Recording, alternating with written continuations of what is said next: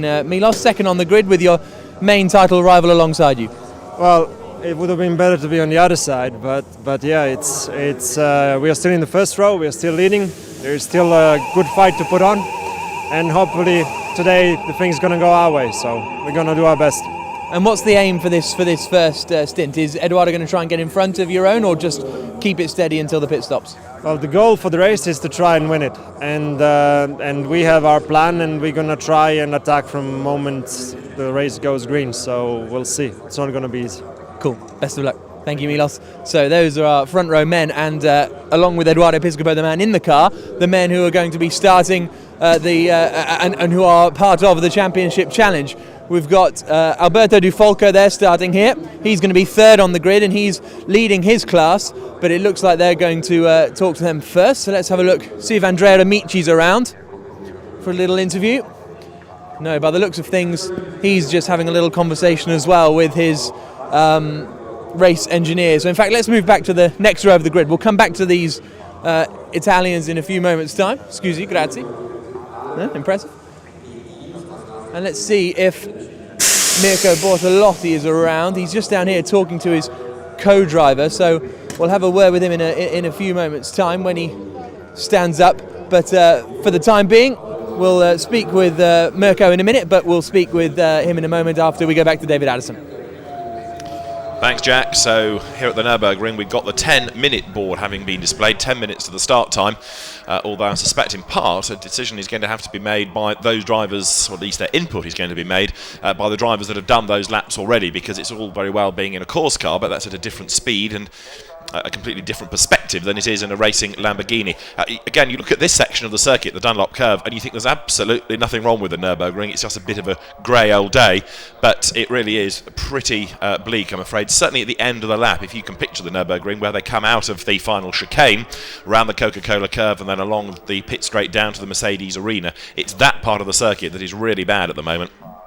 And so the drivers are perhaps a little bit concerned. The race director, of course, will start them behind the safety car rather than risk them plunging into the fog at race pace. He'll give them a couple of laps at least to assess the conditions at a faster speed, and then fingers crossed we will go racing. The grid has on pole position, incidentally, Jeroen Mul, and he was the man that won yesterday's race with lining up on the outside of the front row. Row is now rather academic, I'll grant you, but Eduardo Piscopo, who starts, Milos Pavlovic will take over, and they were the top two in yesterday's race, although in fairness, Eduardo Piscopo rather struggled. He did not, for whatever reason, really match the pace of Jeroen Mul.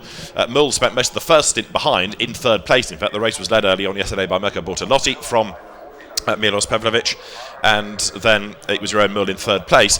But then when we got to the pit stops, the Bortolotti and Andros Josefsson car had a very long stop, and that therefore fell down the order, and it put Piscopo into the lead ahead of Jeroen Mul, and very swiftly, very easily, he was able to move through into the lead and then pull away. And Piscopo really seemed to struggle to be able to do anything at all about fighting back, and therefore it became quite an easy victory in the end for Jeroen Mul, and that was his fourth of the season, looking very strong indeed. Just looking down onto the grid, there might actually be one car that is missing from the original grid, but the bulk of the cars are there, and we'll double check if anybody is missing as soon as the cars get underway, but it looks like there might be a gap on the grid.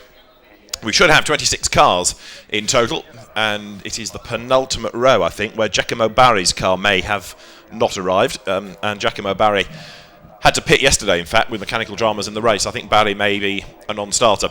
This is the section of the circuit heading through the Mercedes arena down towards that Dunlop curve that you're looking at. So you can see that as you work back towards the start area, so the fog is getting a little bit worse. The 10-minute board, which was displayed, that legend has now gone from the timing screen as the countdown hopefully continues.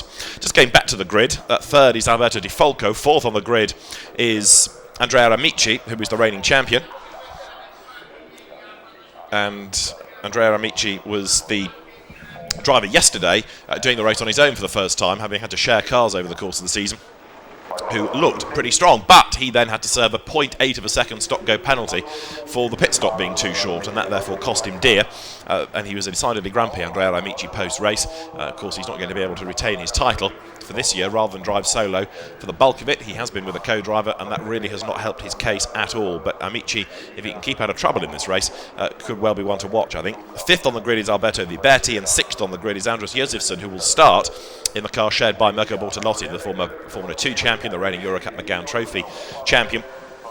And Alberto Viberti, who was very strong yesterday, is one of the drivers I think that's going to be making further progress over the course of this race. Alberto Viberti drives in 47 and is one of the leading lights in the championship. The series for a number of years was regarded really as a gentleman racers championship, and whilst the gentlemen still have a part to play, over time it's become far more of a career racing drivers category.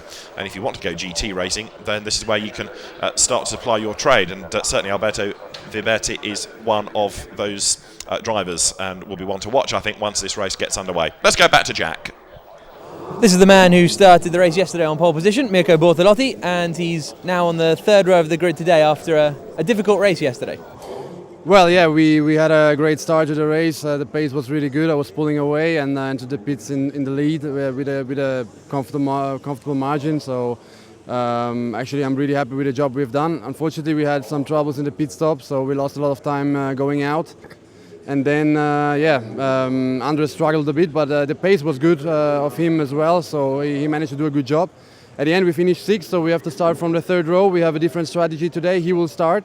So I think we will start behind the safety car. Let's see what happens. The aim is to stay out of troubles at the beginning with him. I'm sure he can do it, and then trying to put everything down in the second stint, trying to do the maximum we can, trying to recover as much as possible and trying to put the car as far on top as possible. And what do you make of the weather conditions at the moment? Because looking down towards the first corner, it's pretty bleak. Yeah, it's incredibly foggy at the moment. Typical Nürburgring weather, to be honest, so I didn't expect anything else. It was quite strange to have sun on Friday, but yeah, that's the typical weather. We have to take it. And it's a bit of a gamble, but I think everybody's on the same strategy with the tires, so let's see what happens. As I said before, the main thing is stay out of trouble in the beginning and then push everything we have. And what are you listening to? What are you listening to on your headphones? I listen to my house stuff, you know. It's I like it before the race. Is pushing me a lot. Right, catch you later. Cheers, Mirko. So they are starting to clear the grid, but the weather is a little iffy. If you have a look down there towards the first corner, Dan, you really can't see much, can you? So let's have a look if Alberto Di Falco will have a little chat with us. We'll see what... can we have an interview? English. A little. We'll give it a go, eh? He's got a little bit of English. We'll see what happens. Alberto, this is a very good season for you so far. Yeah, today I have to do a simple race because if I get 3 points, I can win today the championship. So I have to do a simple race to arrive in the final. To arrive at the final first of the category to win the championship. Yeah. Okay. And what do you think of the weather conditions at the moment? Do you think the race can start with this visibility? I don't know, because now in the second lap the nebbia, fog go down. Okay. Yeah, so much. Okay. Well, have a good race. Good luck. Grazie, Alberto. There we go. So let's go see if Andrea Amici is going to have a little chat to us. Again, the conditions are pretty bad. Let's see if Andrea will have a chat. Andrea, can we have a little interview? I don't know if he's blanking me. I think I'm being blanked there quite comprehensively. So let's have a little wander back down the grid, shall we? I said, can we have a little chat, Andrea? Staring straight ahead. So let's have a little walk back, see who else we can find out here. And okay, so the engines are going to fire up, so that's it. I think we better go back to David Addison before we get run over by a swarm of Lamborghinis. Addis, back to you.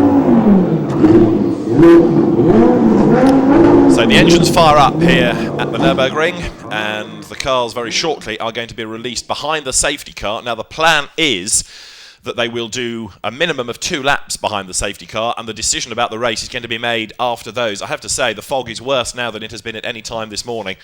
Even looking onto the pit straight, it is limited. Opposite me is the race control building, and you can barely see that in full anymore. It is really closing in quite markedly. In the background of those shots, just the other side of the BMW bridge, is where the commentary position is, and looking across the circuit, well, you can see on that shot just how limited the visibility is. The range is very, very small indeed now. So as the mechanics, the engineers leave the grid, the cars are going to be released, and they will do 2 laps behind the safety car. But I'm not optimistic, I have to say, about this, unless it lifts, and possibly some warmth from engines might just help a little, but it's not looking great. So the cars are going to be released in a moment, so as the race does start, whether it will continue is a moot point. So the cars accelerate away over the timing line.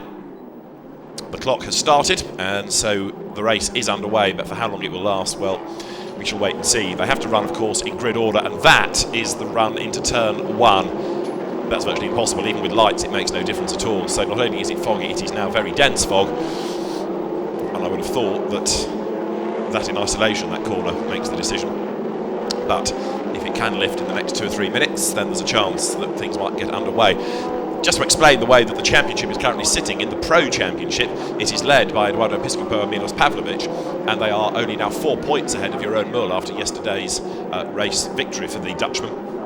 And there are 2 races, irrespective of this, still to come. They are at Malaysia. Last year, the first Lamborghini World Finals was held in Italy, and it brought together the European, the North American and the Asian Championship drivers. This year, the final rounds of the European Series will run there. So there are 2 races, so they will have activity Thursday, Friday, and then the World Finals on the Saturday and the Sunday.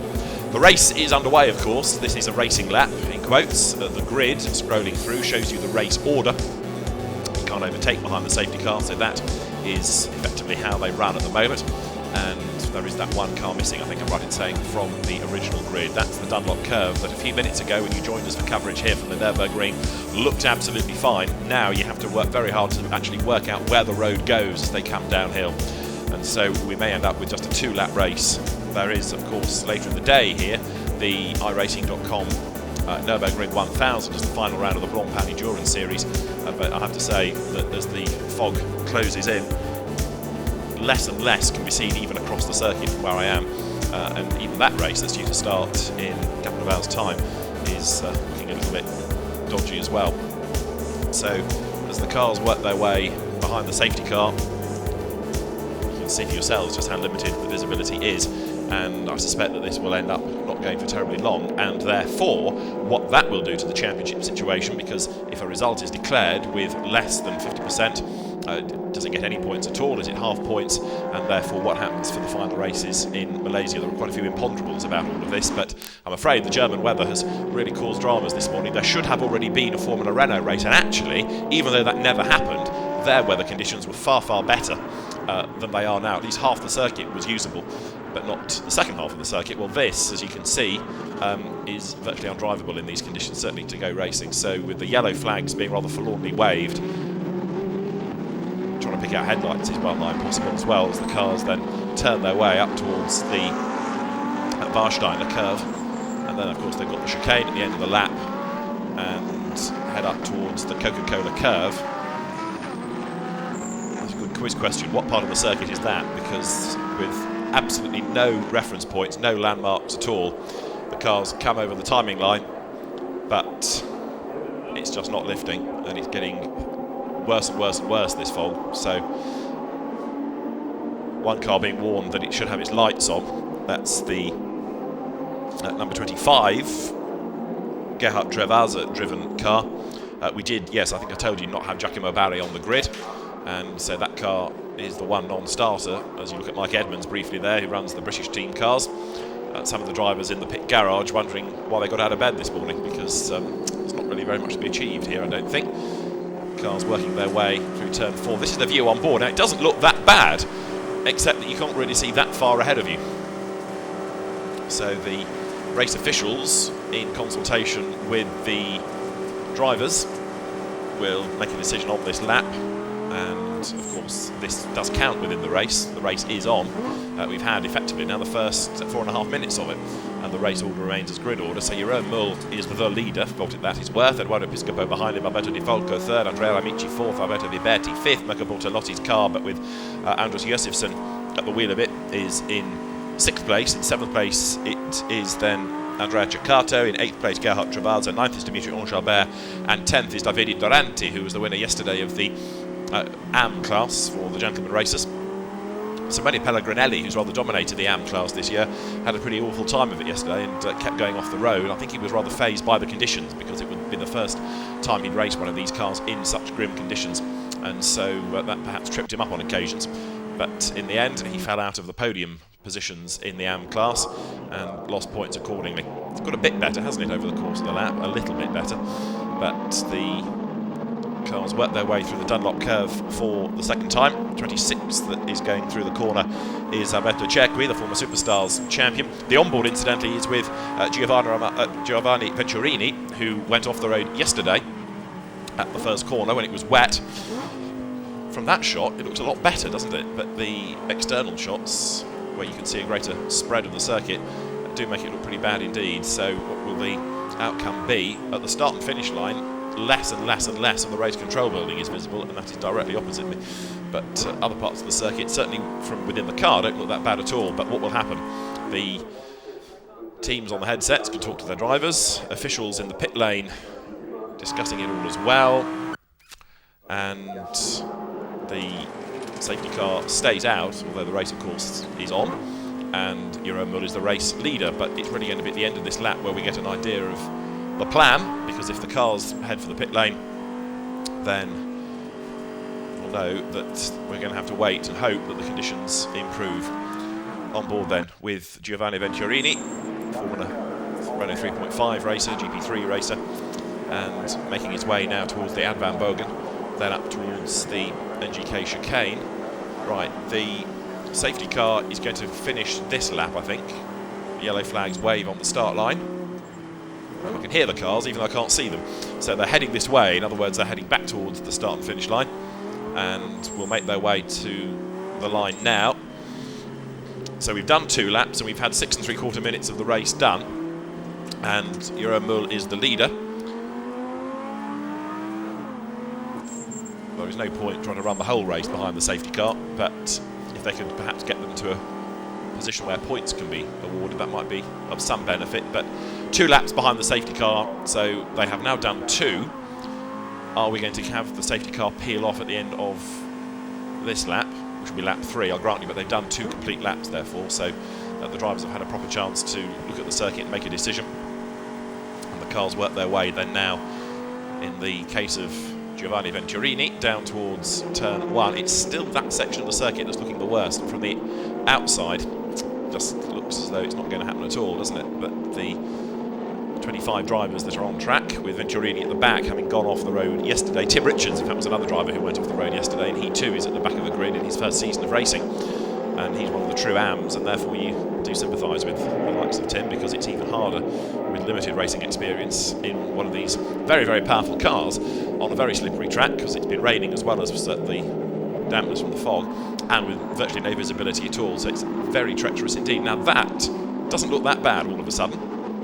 That is turns 5 and 6, through which the cars are turning at the moment. Gerhard Travaza there in the Grasso Racing Team car, about to head downhill, back on board with Venturini. And I'm looking at the officials on the start line, because at the moment there is a rather limp yellow flag that's being shown. But is it going to be replaced by a green or a red? Well, the yellow flag has been withdrawn. But what do we do next? It rather looks as though officials are going to receive cars in the pit lane, but we'll keep an eye to that as the field works its way uphill. Now we still only have the race will start behind the safety car caption on the timing screen, which is what is being given to the teams by way of information. We have now got the cars on lap 3. We have had effectively then getting on for 10 minutes, and as the field worked its way up towards the NGK chicane, you're at the back of the field, and don't forget at the moment with Venturini, so the leaders way in advance of all of this, turning their way through.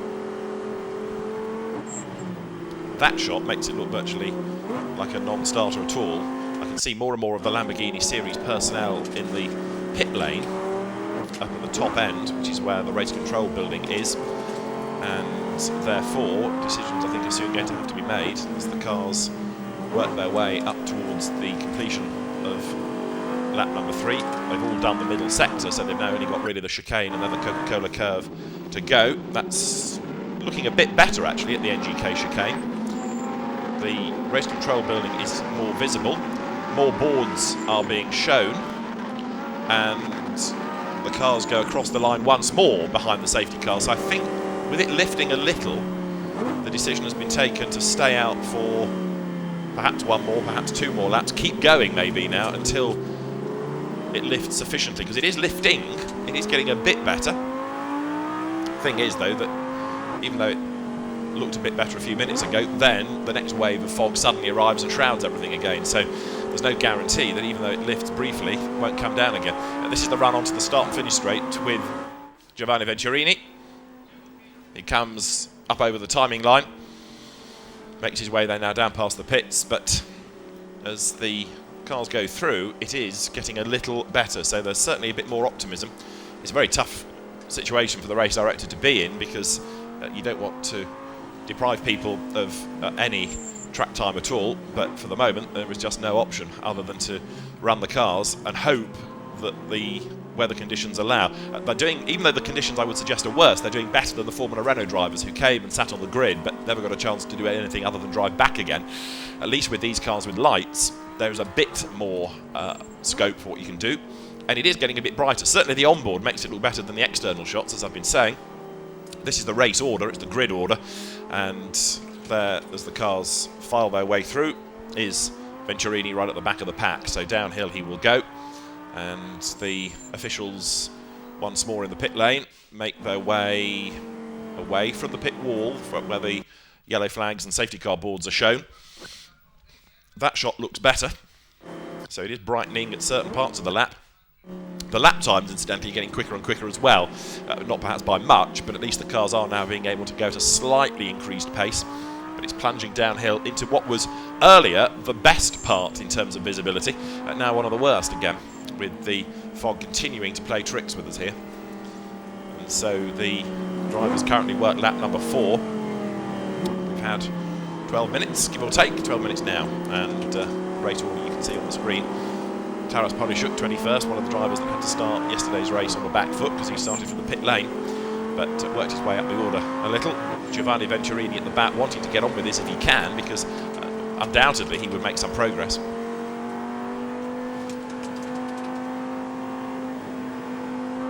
So you're riding with Venturini as he comes over the brow and sets the car up for the next sequence of corners through the Warsteiner S. He will go.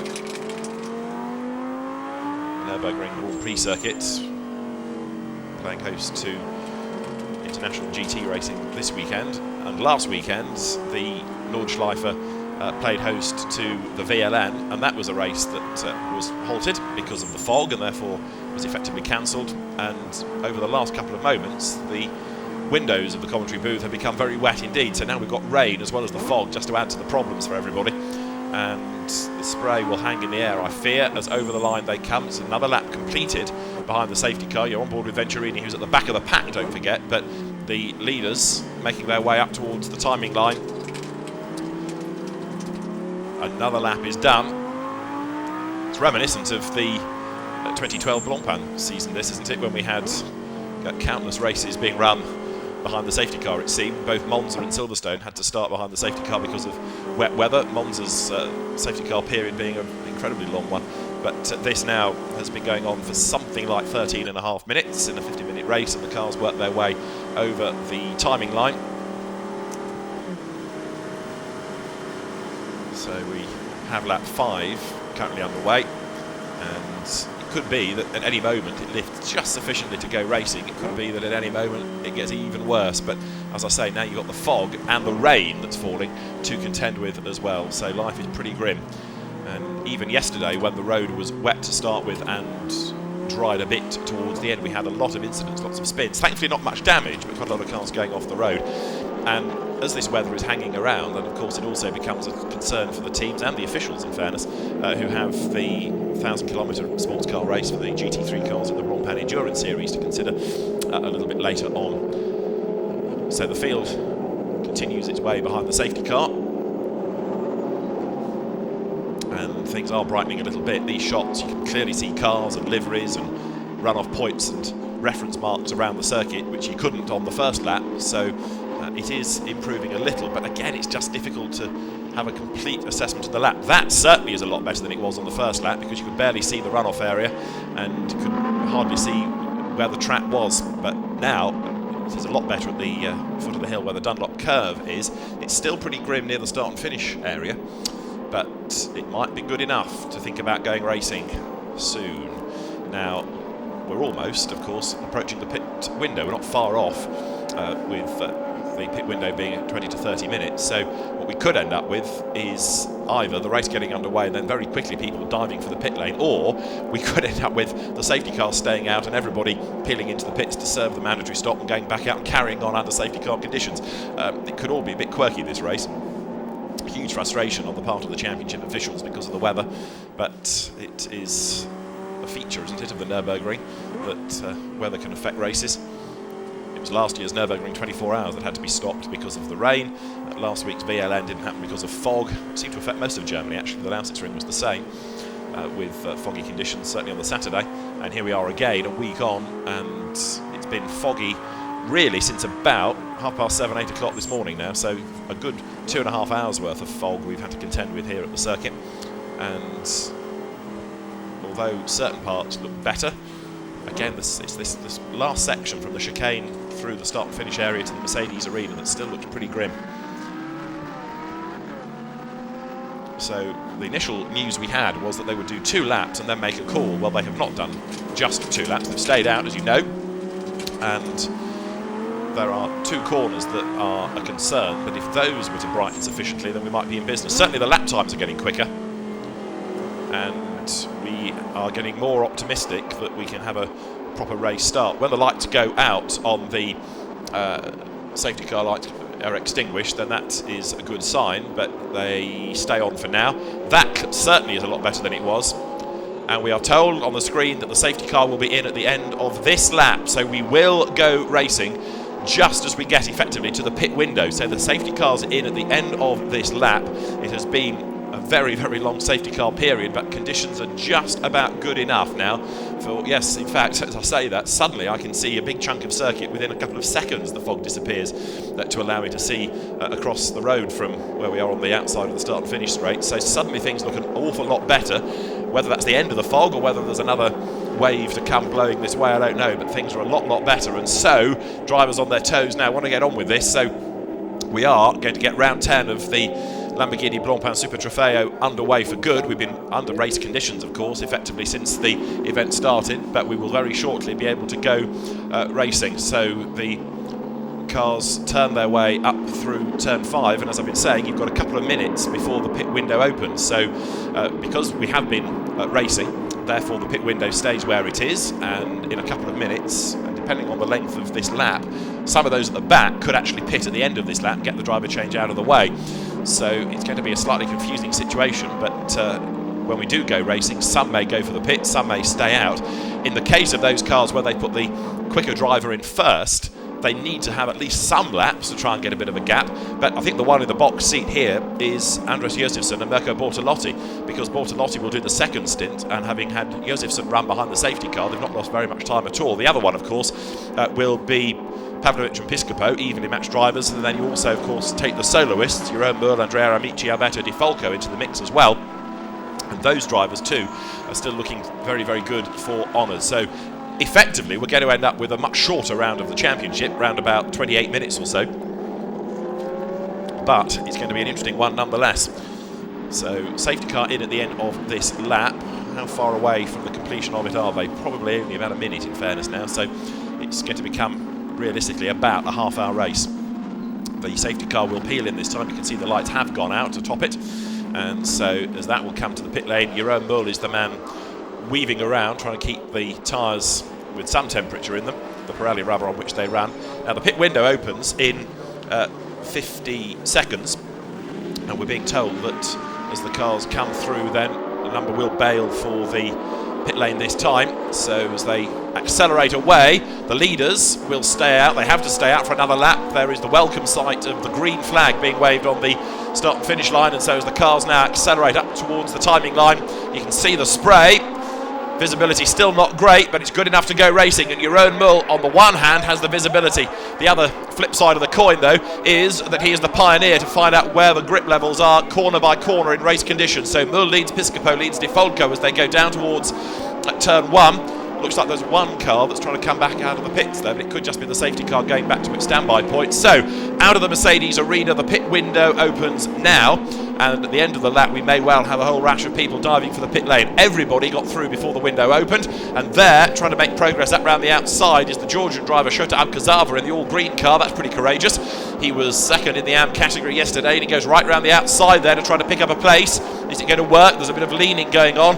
He elbows his way past 26, which is the car of Alberto Cerqui and Thomas Pivoda, which has got, for this race, Pivoda starting and actually putting Cerqui in for the second stint. Probably a pretty shrewd move. Off the road there, looked to have gone 33, which is the Andres Josefsson car that Mirko Bortolotti will take over. So you can see it's still treacherous. Visibility better in terms of fog, but now you've got the spray as the cars are going at race speeds. Down the hill they come to the Dunlop curve then. This is lap number 7 as they work their way through that right-hander. 77, Dimitri Angelbert in the black car there, the Mad Croc liveried car, tries to buy into this battle by getting himself now onto the back of the Sebastian Merchant Andrea Ceccato car. Ceccato at the wheel of it. In the pit lane though, drivers are getting ready. Pit window is open, and so expect a number of cars to be in this time. So Ceccato fending off Dimitri Angelbert, who goes to the inside line as they work their way now through the Warsteiner S.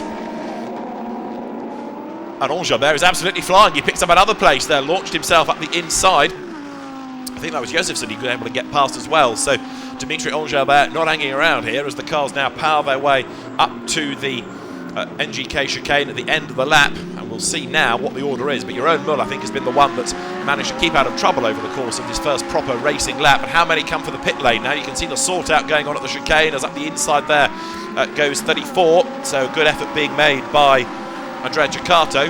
Now, who pits? Who stays out? Jeroen Mul stays out. He leads the way. Second across the line is Alberto De Folco. Third is Amici. Down to fourth is Alberto Viberti. And down to fifth is Eduardo Piscopo, who comes in to give way to Milos Pavlovic. So he's the first pit caller. Also in is 33, Andres Josefsson, to give way to Mirko Bortolotti. And also in is 26, which is the car Thomas Pivoda, to give way to Alberto Cerqui. Well, they're not the only ones in, because also in has come Vincenzo Sauto, also Eduard Leganov, Simone Pellegrinelli, and we get news of a spin. 79 has had a spin and got back onto the road, and there's another spin there in the gloom. Was that Angelbert, conceivably, that got it wrong? We'll get a replay no doubt in a moment, but we've had one spin for Spidoranov. No, in fact, 63 is the car that has rotated, and that is Cedric Lima and Laurent Geny. And Cedric Lima, former champion, is the one that got it wrong, went off the road. So Lima rejoins, albeit a long way back now. There is Simone Pellegrinelli, one of the leading lights in the AM class, in the DT Motorsport car. I wonder as well now whether condensation is going to be a problem, because the drivers will be getting pretty warm, but the car's still going through a pretty cold day, and all the rain may well be getting steamed up inside, and that's another drama for everybody concerned. Jeroen Mul then is the race leader, trying to continue to build this gap with 26 3/4 minutes of the race to go. Cars working their way towards us now at the Warsteiner S, but the one to watch is Alberto De Folco, because he really is charging on to catch up to Mul. They're about to rejoin the race is number 8 now, with Manuel Flaminio at the wheel, and Flaminio gets away on the signal of the team. But he's not there yet. There is, of course, the standard pit stop time for everybody, so you have to be at rest for a period of time, plus pit in to pit out. And you go too soon, you get a stop-go penalty to make up the difference. Flaminio now is on his way. Jeroen Mul up towards the chicane with Alberto De Folco and Andrea Amici right up behind him. So we've now got a three-way battle for the race lead, and 26 minutes to go as the cars work their way up towards the start and finish line. Are they going to do so on the track? Yes. Still pretty gloomy there with the spray hanging in the air, but up towards the timing line comes Jeroen Mul, then pursued over the line by Alberto Di Folco, and then Andrea Amici, who is lapping quicker than the two ahead of him. So Amici is the one to watch, and problems there. 55 has been off the road. That is Pierluigi Sigismondi, who made his race debut here last year, the Unilever VP, and he's been off the road. You can see the damage done to the car. So Sigismondi, I think, is heading for the pit road and retirement as Jeroen Mul fends off Di Folco. But Andrea Amici, now the reigning champion, is one to watch. We've got another pit caller, Alberto Viberti in, Jake Rattenbury in as well, the British driver, in the car that he shares with Jan van Eitzel. That's come into the pit lane, and Taras Polishuk comes in as well. So more stops being cycled through. There's a car in the background that's just run wide at turn 1. It is decidedly treacherous out there. Visibility better, yes, but it is still very wet indeed. The race leader, Jeroen Mul, is now starting to bear down on traffic, because just up ahead of him is Michal Spidorinov, who's going to be lapped in a moment. Has Spidorinov done a pit stop? Yes, he has, and he's also had a spin, so that's why he's lost so much time. There's Alberto Viberti then, who was well placed on the grid. He was 5th on the grid, but now serving a stop a little bit earlier than 1 or 2 others, so that will drop him down. The incident that we had seen from Sigismondi's car, and there it is, limping back, that was at turn 1 that he went off, but the car at walking pace heading up the hill there, not great for the race leaders who have to try and find a way through. Spidorinov, 79, about to be lapped by Alberto Di Folco, and also going with him is Andrea Amici, who dives up the inside there, going to the Warsteiner corner, but he can't quite find a way through on the inside. It was a brave effort though. So Andrea Amici, who does know these cars very, very well, the reigning champion, goes to the inside and easily takes the place there through the second part of the S, doesn't he? So Amici goes second, and now sets off in pursuit of Jeroen Mul. Straight away he's able to gap Alberto Di Folco. Cars working their way up towards the chicane. Big flash of the lights from Amici at Tim Richards there to say, please get out of my way, I'm in a big hurry. And he really is storming on, because he's hacking away already at the gap to Jeroen Mul. They've got to make pit stops, don't forget. Di Folco losing that second place, but he is still the Pro-Am class leader.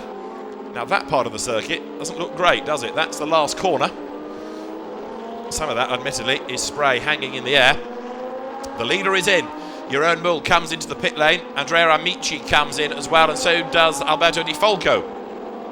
There they are, the top 3 down the pit lane. You can see how Amici had caught up, because he was right on the tail of Mul, and he was 3rd at the start of the lap. So battle is on amongst the pit crews now.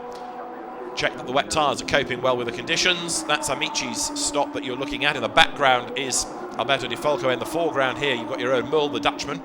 Victor yesterday, 4th win of the year. 74 has also come in, which is Davide Doranti. Front runner, of course, in the AM class. Rather bedraggled engineers await their cars. In comes Giovanni Venturini. 34 also having its driver change now, so that means that out will get Andrea Ceccato. In will get Sebastian Merchant. And as you get to the end of the window, more and more of them now have to dive in this time. So Ceccato gives way to Merchant. Venturini stays in the car, talks to the team, and as soon as the signal is given, then he'll blast back into the race. But are we going to have any shuffling on the pit stops here? That's Venturini waiting to go, and I think just about everybody has made a stop. No, Dimitri Engelbert's staying out, and Gerhard Travasra has stayed out, so they've got to come in at the end of this lap and hope that they are in time before the pit window closes. So we're back in business, and Jeroen Mul it is who hangs on to the lead, ahead of Andrea Amici, ahead of Alberto Di Folco.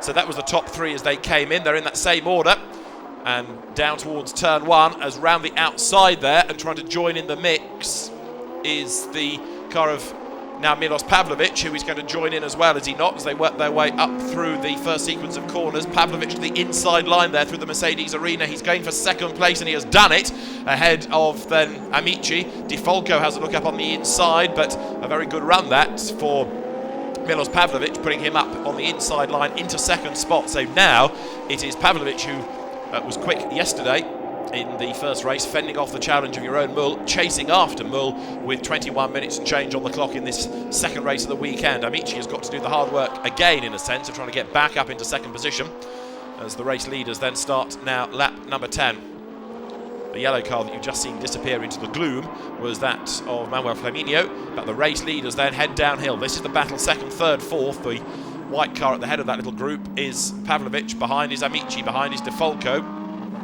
He is still leading his class, as down the pit lane comes Dimitri Engelbert, who will give way to Mikko Eskilinen. Engelbert staying out for as long as possible so that his that Finnish co-driver has a better chance. The car led when it came in, but of course it's a phony lead given others have pitted and elevated that car to the position. So there is Eskelinen with his seat in his hand. That's Gerhard Trofeo that's come in to give way to Ronald Hurling.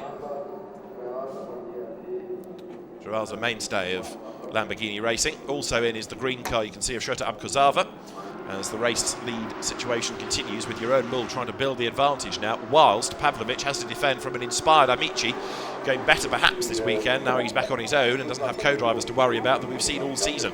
Up towards the chicane they come. Mul's advantage is not a massive one. They work their way then out of the chicane, heading up towards the final right, which is the Coca-Cola curve, turn 17 on the track licence, and that is where it looks gloomier than anywhere else, doesn't it? You can barely pick out the cars as they turn their way through the corner, but then it does brighten on the pit straight. The pit window is closed, so if you haven't been in to make your stop, therefore you get a penalty, but everybody has been in. Mul leads the way then by 1.9 seconds over Pavlovic, and as long as he is distracted trying to defend from the charging Amici behind him, that's all going to play into the hands of the race leader. The other car to watch though is Mirko Bortolotti, number 33, because he is next in the line, and Bortolotti has done 2 absolute bests in sectors on that previous lap, so Mirko Bortolotti is absolutely flying. He is now running in 5th place, as for second Amici has a go to the outside line there, but it doesn't work for him. Out of turn 4 they come. The race leader then, Jeroen Mul, at the start of the lap he was running in 5th place, but of course with others peeling into pit, it's all rather different. Round the outside with a bit of contact, there goes Amici. He's going to get run wide, so he has to give way, slot back in behind Milos Pavlovic, but he also has to be careful not to allow the inside Alberto Di Folco. Mul, Pavlovic and Amici all in the Pro Cup, whereas Di Folco leads Pro-Am, and to the inside line at the Dunlop curve comes Amici to overtake. You have to go offline where it's even more treacherous, but it's Pavlovic that makes the mistake on the outside and slithers out wide. Up the inside now comes Andrea Amici, and Alberto Di Folco has a go at him as well coming up the hill, so Pavlovic is in danger of dropping into 4th place. Round the outside goes Alberto Di Folco, and that is a really good, brave move.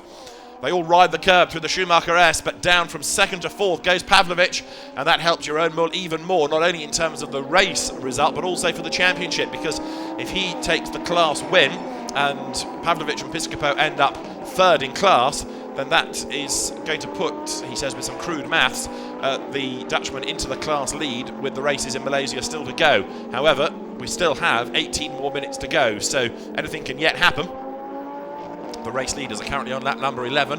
A flash of the lights from Andrea Amici to try and warn the traffic ahead of his progress. He comes into the chicane, but he's got a rejuvenated Alberto Di Folco right up behind him. Di Folco has a look to the inside, does he, coming up towards turn 17? He might do. Your guess is as good as mine looking at that shot as the gloom descends once more at turn 17, and the cars now work their way up towards the timing line.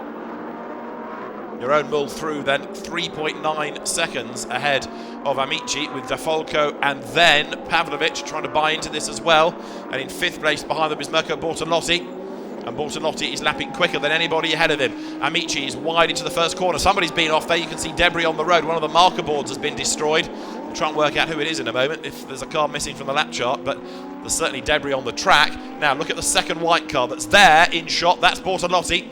He might not be able to win the race because he's nearly 7 seconds back, but he could certainly get 2nd position before the end here. But Amici, Di Folco and then Pavlovic is the order as the cars work their way down towards turns 5 and 6. Jeroen Mul swings through them already, looking good up front. And 17 minutes of the race remain now. A little bit wide, perhaps too wide there, goes number 3, which is Milos Pavlovic doing the 2nd stint. And he heads downhill now. The car run by Bonaldi Motorsport, one of the top teams in the Lamborghini Blancpain Super Trofeo for many, many years. And for 2nd place, Di Folco having a go back at Amici, isn't he, as they work their way down towards the Dunlop curve. Di Folco in the black and red car, looking the quicker of the two. He's on the power, climbing uphill. Can he make a move now to find a way past his fellow countryman? The answer is no, but the reigning champion being given a really big work over here by Alberto Di Folco, former Formula Renault racer. He drove in the Swiss-based Alps Championship in the NEC as well, the North European Cup, and turning to Lamborghinis this year. Alberto Di Folco going very impressively indeed. The race leaders are on lap number 12. Jeroen Mul, it is up front. 16 minutes to go, and off the road has gone 25 Ronald Hurling, having taken over from Gerhard Travasa. Hurling has had a drama. That's coming through turns 2 and 3 in the Mercedes arena, where visibility is better than it was, but I just wonder whether it's starting to get a bit worse generally now, with the fog starting to cloud in once again. Out of the chicane they come, the tight chicane, the Formula 1 chicane, rather than the softer version used for historic racing and motorbikes. Up to the completion of the lap then comes the race-leading gaggle. We have a yellow flag out at turn 3 because of the spin for Ronald Hurling. Has he got going again? That's the next question, because the drivers don't particularly want to have to keep picking their way around a car. Yes, he has. We've gone green once again in that sector. So 15 minutes to go as the leaders work their way down towards turn 1 into the Mercedes arena. The lead gap is 3.6 seconds. It came down by a couple of hundreds last time, but now Pavlovic versus Bortolotti. Those two have got themselves together. Mirko Bortolotti then right on the tail in currently at 5th spot. Cars working their way through the Mercedes arena, and just as the two teammates 4th and 5th are together, so also you've got this battle still. Amici just being able to fend off Di Folco.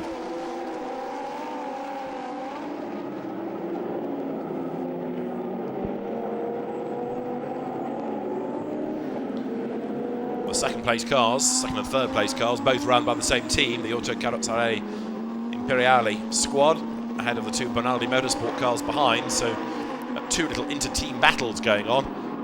And as they continue to fight, so Jeroen Mul is trying to build his race lead up front. Mul, new to the championship this year, drove very, very well yesterday, and having not really sparkled in the first race at Monza, went away, studied the data, came back the day after, got himself into the top 3, won both races at Silverstone. He had a win again at Paul Ricard, 2 seconds at Spa, and a win yesterday. So he's had 4 wins, also on 4, Pavlovic and Piscopo.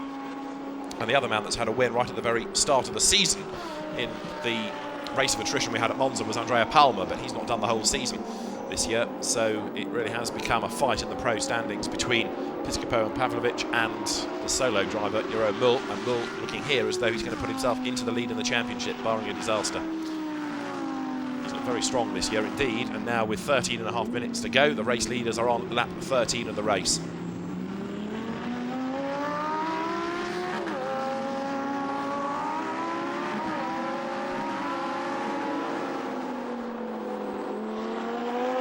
Now the classes, Jeroen Mul is the leading pro. In Pro-Am it is Alberto Di Folco, and in the Am class, Davide Durante ahead of Roberto Tanker by 5 seconds, and third in that class is the shared car of Jan van Uytsel and Jake Rattenbury, who did the first stint. So Simone Pellegrinelli, who normally is the man to beat in that class, is down in 4th, having not really shone quite in the way you might have hoped yesterday. Bortolotti there to the inside, more in hope than in anticipation, I think, there to have a look to try and get position, but it didn't work. Comes out of the corner, but again challenges to the inside, and he's now done it round the outside. Through he has gone, so he does challenge and it does work for him. Mirko Bortolotti goes through then, up into 4th place now. Lead gap last time through, down by a full second between Jeroen Mul and the charging Andrea Amici. So part of this might be Jeroen Mul driving within himself. He doesn't want to make a mistake, but he can't afford to be too relaxed because the charging Andrea Amici is coming back at him. The last lap times generally were a bit slower, not for everybody, but most people, and I just wonder now whether, with the rain falling pretty heavily, it's not so much the fog that is the problem, but you've also got the track surface changing because it's getting wetter and wetter and wetter. So we've had the good lap times, there's certainly more spray being kicked up, there's more rain falling on the start and finish line, and so with the track becoming wetter and therefore slower, Jeroen Mul being perhaps a bit more cautious because he is lap after lap the first man to find the grip levels. Andrea Amici, to an extent, can gauge his pace off what the leader is doing. He can just about see him in the gloom up the road, but he gained a second last time in the first sector of this lap, though he's lost 0.6. There's proof of how wet it's got. You can see the tram lines now being made by the tyres through the water, and lots of water being swooshed aside by Andrea Amici's car as he goes through the Warsteiner S's once again. But this has been a pretty hellish race for everybody involved, really, whether it's the teams, the drivers, or indeed the race officials. The conditions really have been horrible. So Jeroen Mul leads with 11 more minutes to go. Comes up towards the chicane. In sector 1 on this lap, he was the quicker. And Andrea Amici is off the road. He gets it back on, but that's cost him places. He turns into the chicane now, still ahead of Alberto Di Folco, but Andrea Amici off the road and back on again. So the gap widens because of that. Certainly Andrea Amici's charge comes not to nothing, but certainly almost came to a sticky end because he ran off the circuit, gets it back on again. So up towards the timing line comes the race leader. Jeroen Mul goes through. In second place, Andrea Amici has dropped to 5.8 seconds back. Alberto Di Folco right on his tail. Then in fourth place is Bortolotti. And as they come down towards turn one, Bortolotti tries to make a move up on the inside there and gain the position. I think he's done it on the inside as well. He was up on the inside of Alberto Di Folco. So Mirko Bortolotti up into third. Check that on the next shot that we get of the cars coming through the arena. Yes, there he is behind Amici. So it is Mul by 5.8 seconds, and Andrea Amici's little off has certainly helped Jeroen Mul. But that's proof of how treacherous it's becoming. You can see now the road totally soaked. Even though it's a bit brighter, perversely, the rain is falling more heavily. So we've replaced fog with rain, pretty heavy rain. And this was forecast, I'm afraid, that it was going to be a pretty wet and stormy day. So the drivers on wet Pirelli tyres tiptoe around. A little bit of bodywork flies there off somebody's car. Amici hanging on to his second place, but right on his tail. Now Mirko Bortolotti, and because he's got himself ahead of Alberto Di Folco, so Bortolotti now is in the lead of the Pro-Am class. Downhill they come, back marker Tim Richards ahead to get out of the way in a moment. But the second place man, Andrea Amici, accelerates uphill, the blue flag's waved and Tim Richards does everything absolutely right, gets out of the way as the cars work their way now up through the Schumacher S's, and a bit of a twitch from Amici and a big slide from Amici, and Bortolotti twitches to the inside but he can't quite seize the opportunity there. But you can see with these very, very powerful cars now how on the wet track it is so hard to keep them in a straight line. Andrea Amici then tiptoes his way into the Warsteiner curve. Lap times have all shot up now that the weather conditions have become so horrible with the rain pelting down. And Jeroen Mul will be quite glad to get to the end of this, I think, as Bortolotti takes a very different line coming out of the second part of the Warsteiner sequence of corners, just looking in hope, I think, for some traction wherever he can find it. 8 3/4 minutes of the race still to run as the cars head uphill into the chicane. Then this time Jeroen Mul has already come out the other side of the NGK chicane, and the advantage in the first sector was his by 1.4 seconds. In the second sector he's 1.7 seconds ahead of Amici because he's been busy defending. Into the pit lane goes, is that the car of Pavlovich and Piscopo? Let's have a look. Pulled out of that lead group, so we'll check in a moment as the cars come down the pit straight, and it is indeed Eduardo Piscopo's car, Milos Pavlovich at the wheel of it, that comes into the pit lane. Now why is that? Could it be because it's all steamed up and he can't see? Does he need a new tyre? Has he got a rear puncture or a problem with the rear? Team goes to work, but dramas then for the car that was running in 5th place. In has come Milos Pavlovich, and that will tumble down the order with 8 minutes to go. So it is Pavlovich in the pit lane, and big dramas for one of the front-running cars. Off the road there, having run wide Alberto Di Folco. You can see how treacherous it is now. They're all on the wet tyres. They've been able to get used to the track conditions changing, but if more and more start to skate off, then the race director is going to be a bit concerned, I would have thought. So we had that long safety car period because of fog. We've now got heavy rain. What else has this race got in store for us? Through they come. Number 90 there is Alberto Di Folco. 4th place he is now. 2nd in class. The race leader is Jeroen Mul with this 9-second cushion. And Milos Pavlovich still shown as in the pit lane, so the car has not been able to rejoin the race yet. Uphill goes Mirko Bortolotti. Now his next target is Andrea Amici, and last lap he was a little bit slower. Off the road there and into the wall, I'm afraid, goes what looks like Natalia Freidina's car. There's damage to the back of it. There's also news that 63, the Lamborghini car, has been off the road as well. But certainly off into the wall went what looked like being Natalia Freidina.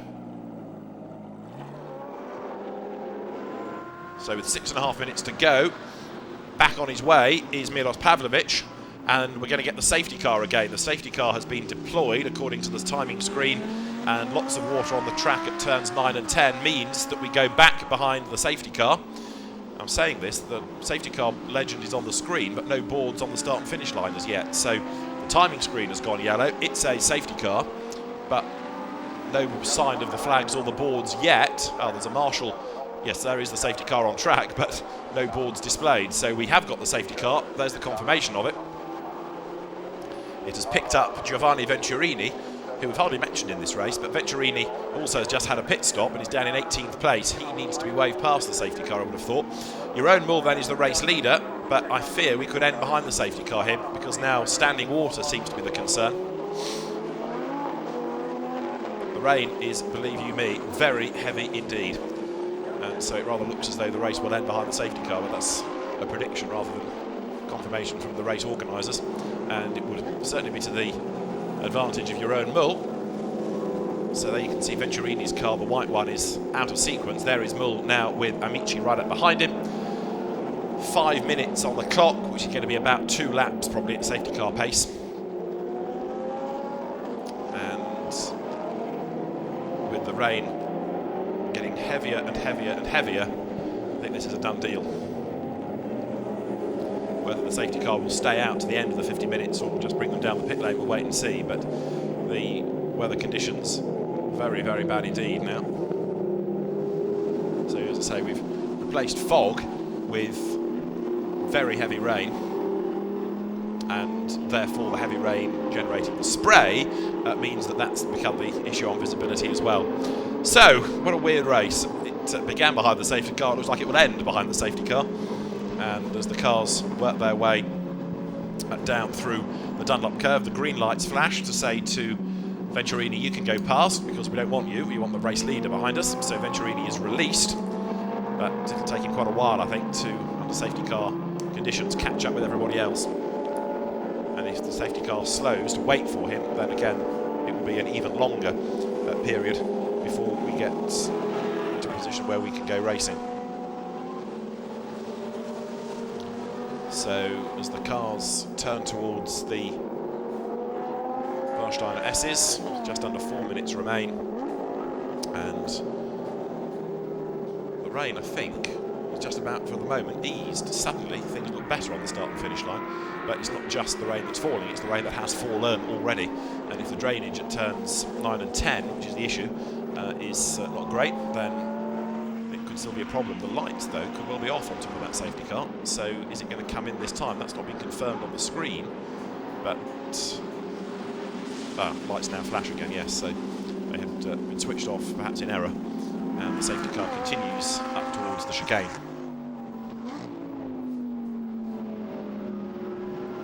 Out of the middle sector they come, and with a lap being at the moment something like a 2:25, this could be even slower, of course, behind the safety car. This may well turn out to be the start of the last lap. Safety car to the last corner. 3 more minutes of the race to go. And let's just see when the safety car comes over the timing line. Yes, the race will finish under safety car, we're being told. So we have the result. Jeroen Mul wins effectively then, although he's got 1 more lap to go. Probably his lap of honour, if you like. Jeroen Mul will win for the 5th time this year from Andrea Amici in 2nd place. And in 3rd, it will be Mirko Bortolotti and Anders Josefsson from the inspired decision to put Bortolotti into the 2nd stint. The weather conditions and the need for the safety car has gone against him.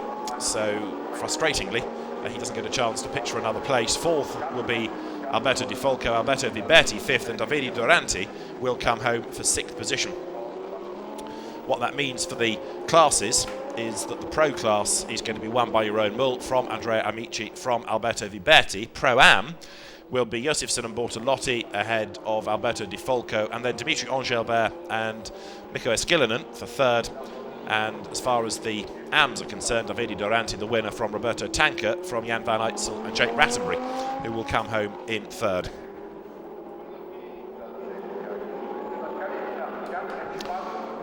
So the 10th round of the Lamborghini Blancpain Super Trofeo, frustratingly, ends behind the safety car. This is the last lap of the race, and a rather unsatisfactory way for the teams to finish their European season, although the 2 races at Sepang in Malaysia will perhaps be even more appealing now, given what they've had here at the final time that the championship hooks up with the Blancpain Endurance Series, and the teams being thanked by SRO, in fact, on the timing screen. See you next year, it says, although the championship still has 2 races to go. It's outside of the regular Blancpain Endurance Series race weekends. So the Lamborghini World Final at Malaysia will have the last 2 European races, and then the shootout, if you like, between those from the Asian series, the North American and the European. Jeroen Mul wins outright and wins the pro class. Behind him is the fishtailing car of Andrea Amici, second of the pros. And then third pro will be Alberto Viberti. And then for Pro-Am, it's the car that's running in third place. There it is, Mirko Bortolotti at the wheel, started by Anders Josefsson, who didn't get very many laps in real terms, certainly not competitive laps, but a class win will head his way. And then the winning car in the amateur class rather, is going to be that of Davide Durante, as he won yesterday. He's not done all the rounds this year, but when he has been on track, he's been very quick indeed. There is Mirko Bortolotti turning his way towards the finish. And Bortolotti still trying to maintain some warmth into tyres. He doesn't want to go off on the last lap, talking about the results and the way that people are winning classes. But if anyone were to have a drama on this last lap, it all becomes very different. And you can see that Bortolotti in third place is oh so busy weaving around. Whether he's hoping that we're going to go racing or not, I'm not sure, but it's all a forlorn hope. So the cars head towards the timing line. Yes, I think the confusion possibly is because the lights are out on the safety car, but that's because the race is over effectively, and it will peel in at the end of the lap. The cars will have a checkered flag on the start and finish line. There's the damage done to the rear of 88, which was Freidina's car that went off the road as we had seen. So is the safety car going to peel in and let them drive to the flag? It is. So you can't overtake, but the checkered flag is there, and it's now confirmed. Jeroen Mul is the race winner. In second place, Andrea Amici, with Mirko Bortolotti third, Alberto Di Folco fourth, and then fifth goes to Alberto Viberti, sixth to Davide Durante. One or two drivers plough across the line in the hope that there's some racing to be done. Others understand that that's the end.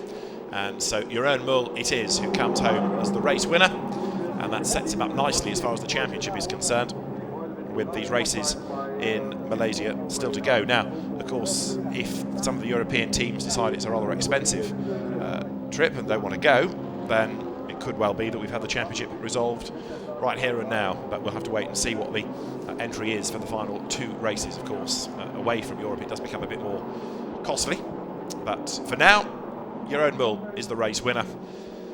50 minutes that had probably less running without the safety car than it did with, but Jeroen Mul is the winner, and he'll be very happy come what may.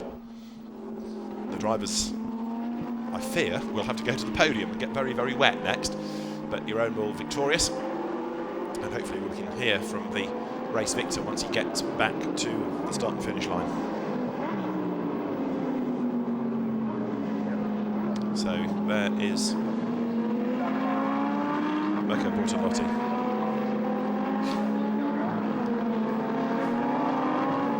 So Mirko Bortolotti, the Pro-Am winner, ahead of Alberto Di Folco, and then Dimitri Engelbert in the third place car.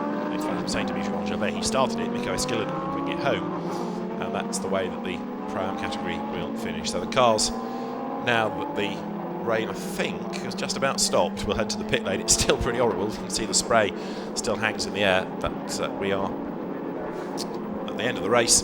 And there is the race winner, Jeroen Mul, moving from the Porsche Super Cup into this championship this year. And the Super Cup certainly is a very tough series to conquer, but he's done a good job, it has to be said, in the Lamborghini Blancpain Super Trofeo this year, which is an increasingly competitive championship. Every year the entry gets better, both numerically and in terms of the quality and depth of driver. And this year it's been a great fight between the solo entry of Mul and the shared car, particularly of Pavlovich and Piscopo.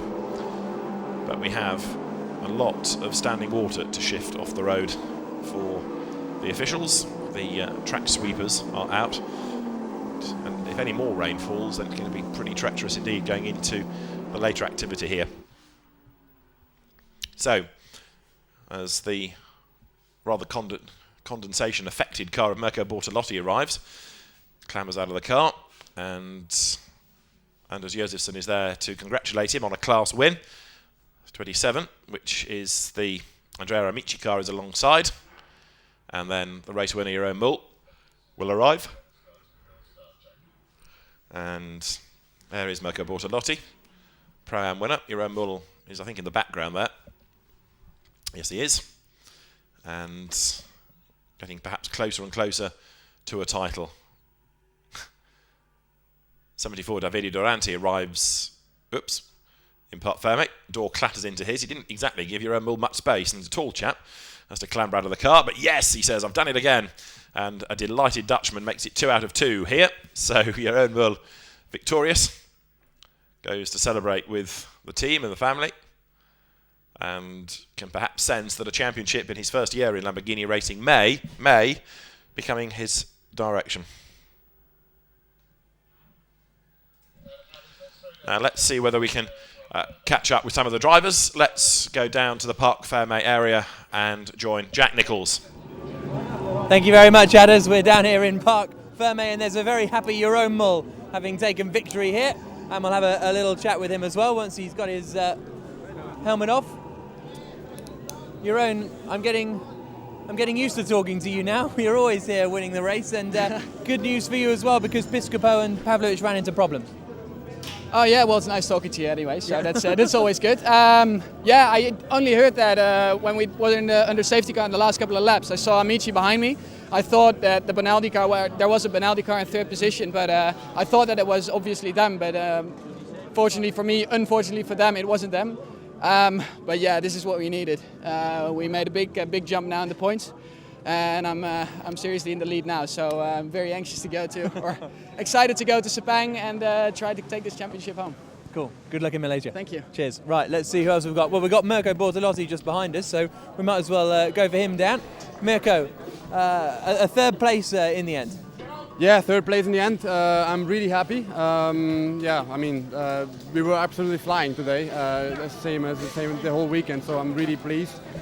At the end, it was really dangerous, to be honest. I couldn't see anything out of the car, so it was really tricky. We had aquaplaning on the track as well, so potentially we could have had a pace to even win the race, or try to challenge the guys to win the race, because we made the fastest lap again.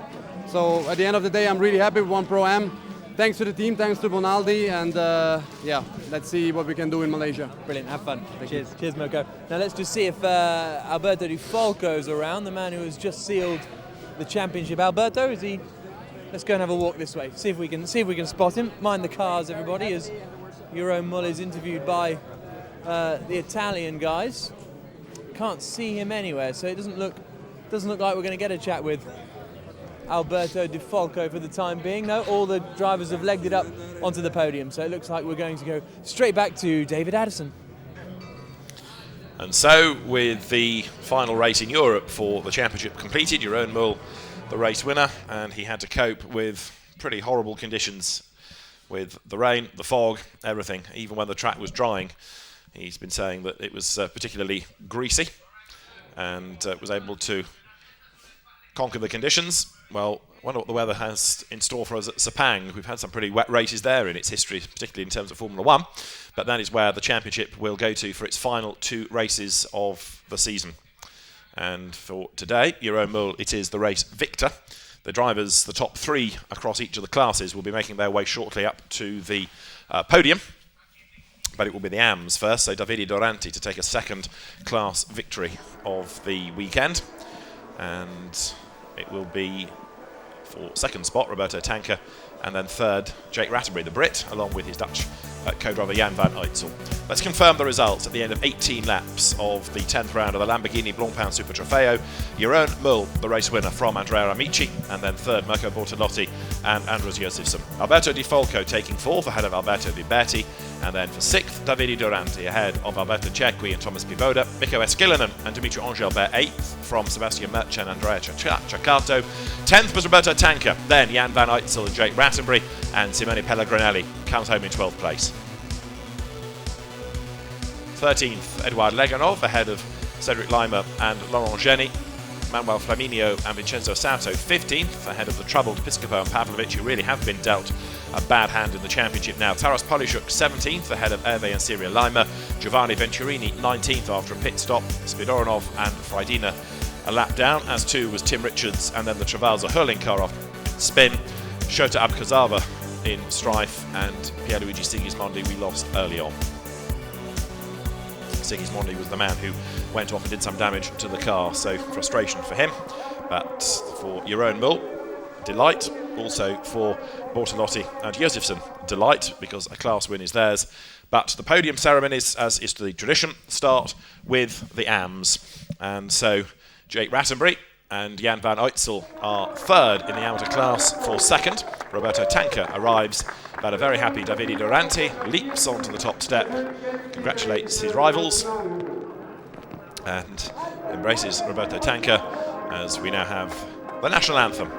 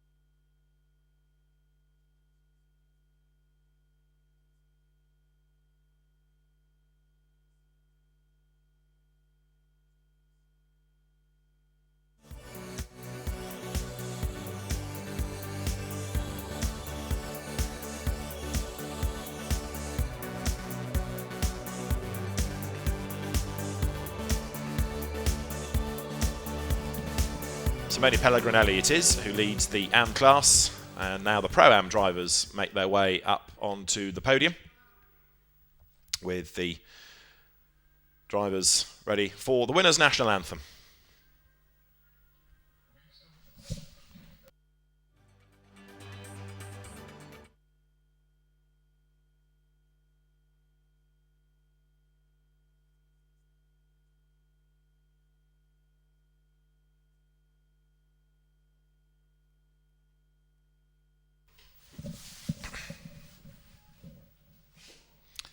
And so the national anthem for the class winners, Mirko Bortolotti and Andros Josefsson. The bronze trophy goes to Dimitri Angelbert. He passes it to Mikko Eskilinen, who was after a handshake from somebody.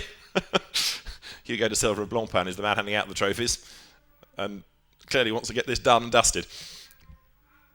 The gold trophy goes then to Mirko Bortolotti and Andros Josefsson, with the second place driver on the podium. There you could see Alberto Di Folco, and there is the Pirelli award as well, which goes to the class winners. And very shortly, so the drivers will be all together for photographs, I think, on the top step of the podium.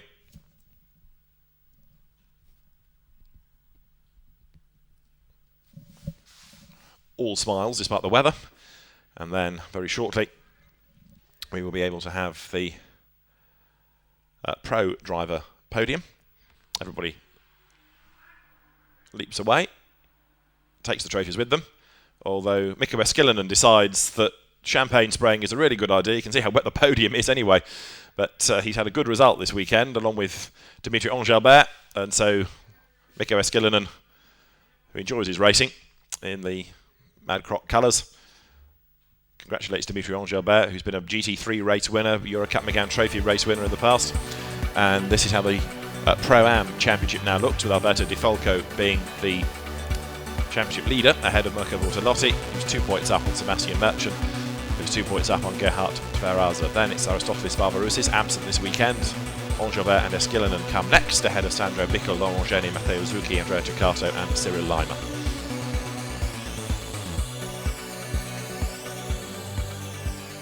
So we now have the Pro podium. Alberto Viberti is there, so also is Andrea Amici, and so is Jeroen Mul, whose 5th win of the year has come in a rather strange race, but a win is a win, and Jeroen Mul is over the moon.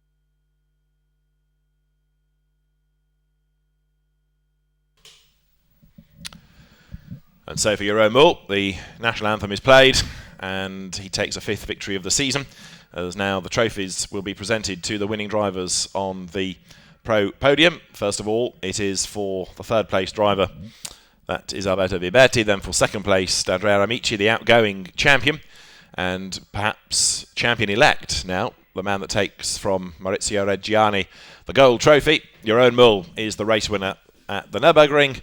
He now takes over the championship lead with some crude maths being done, and he's a very happy man indeed, as the Pirelli trophy I think is still to be presented to him. It is. And the way that Andrea Amici seems to have a glint in his eye suggests that he's rather keen with the champagne here. The champagne is sprayed, and Jeroen Mul doesn't mind being too wet, having taken the victory. And so there you can see Jeroen Mul biding his time, a bit like he did in yesterday's race actually, and celebrates, drenches himself in the bubbly, and has set himself up nicely for honours in this year's championship now.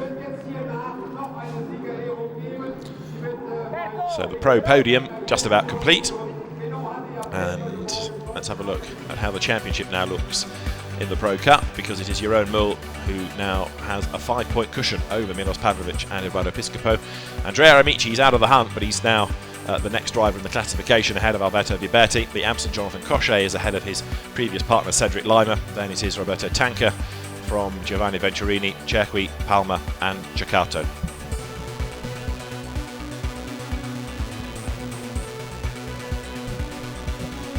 So what has been a very wet and soggy Nürburgring.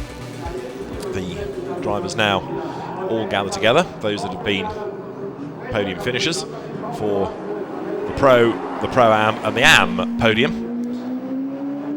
And the celebrations, I suspect, may continue for a little while, because there's the splendid Lamborghini Blancpain hospitality for the drivers as well, which is always a fairly convivial place to be.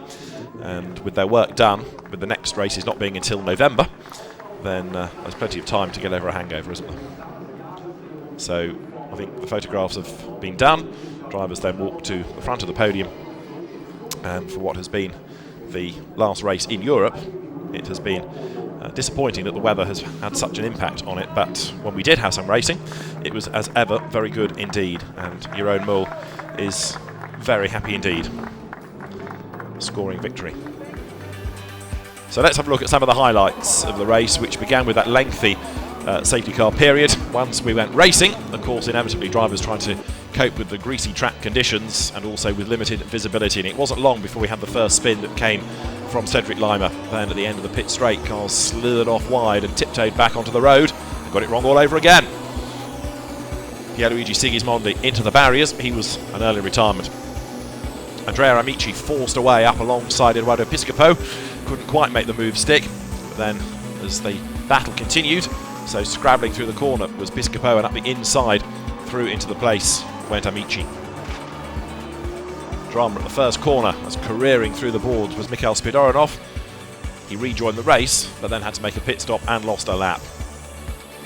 Amici forced his way through to the front, got himself up into second place and was chasing after Jeroen Mul, bringing down the gap before he made a mistake and slithered off the road. Natalia Freidina went off the road as well, and with standing water on the track, the safety car was brought back into play, and although it picked up Giovanni Venturini, it wasn't long before that car was allowed through and the race leader slotted into position, and it was behind the safety car effectively that we finished. It peeled off just a corner before the end to let them take the checkered flag, really for the benefit of cameras, but it was a win for Jeroen Mul, who now takes over the lead of the championship.